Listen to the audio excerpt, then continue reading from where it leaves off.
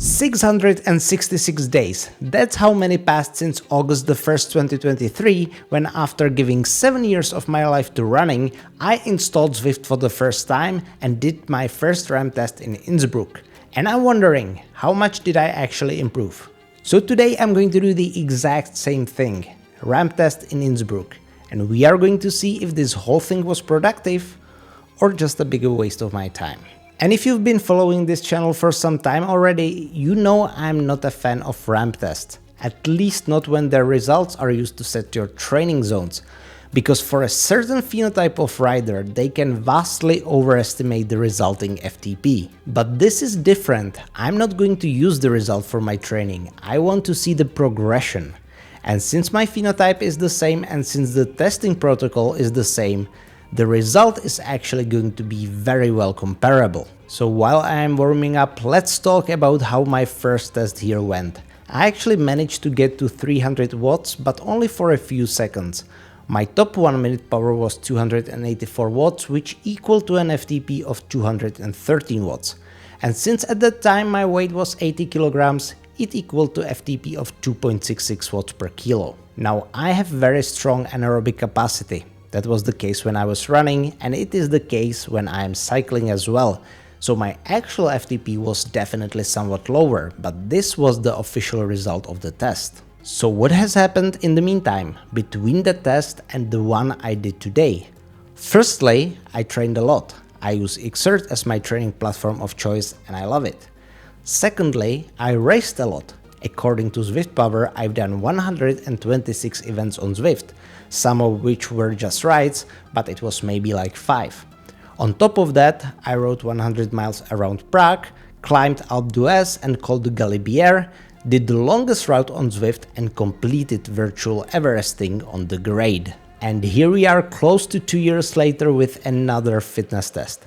This is exactly the spot where I failed when I was doing the test for the first time, 12 seconds into the 300 watt interval. So let's take a look at where I can take it this time. For those of you that do not know, ramp test is a test to failure.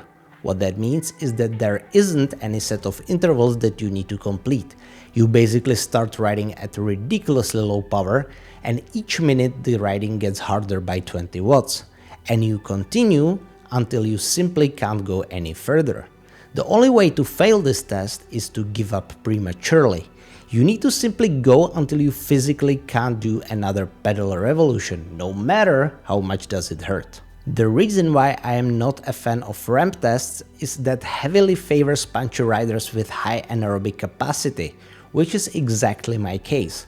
This test estimates your FTP as 75% of your highest 1 minute power that you did during this test.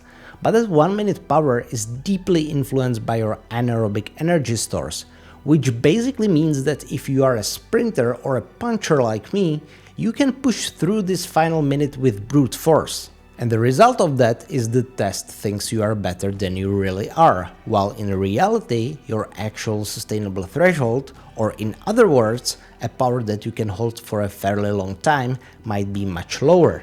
Which is why there are way better ways to test your fitness profile, but that's a topic for a different video. Going back to this test, I started to feel fairly bad somewhere by the end of the 320 watts interval, which was marked by my heart rate crossing 180 BPM.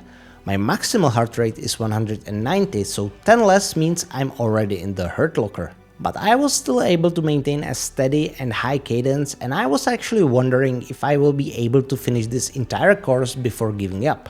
At this point, it still looks like I have some reserve in terms of my heart rate, but it is not the only indicator. Sometimes your legs simply give up sooner than your heart rate can reach your maximum. But as you can see, I actually did that, crossing the lap banner by the end of the 340 watt interval, and I was still not done yet. What actually caught my attention was the stupid face of that house in front of me. Did you ever notice that?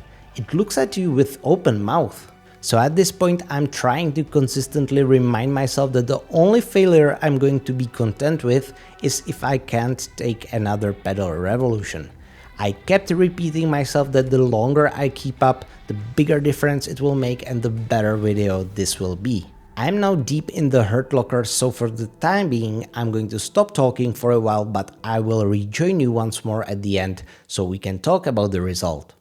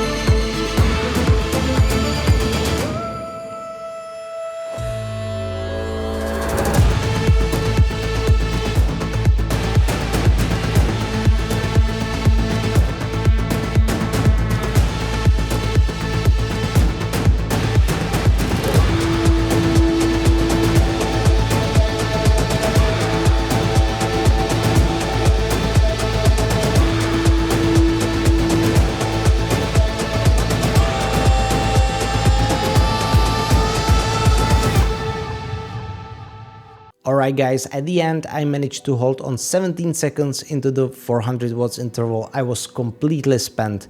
My best 1 minute power during this test was 388 watts, which translates to FTP estimation of 291 watts.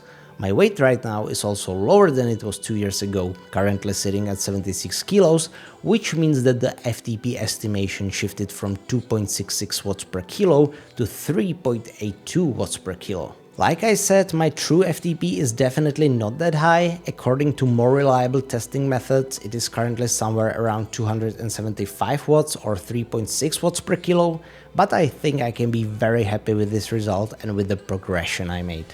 So thank you guys for watching. Let me know in the comments what is your current ramp test estimate. And if you actually want to learn more about my hatred towards the ramp test, I made a video about it and it's going to appear on the screen in 3, 2, 1.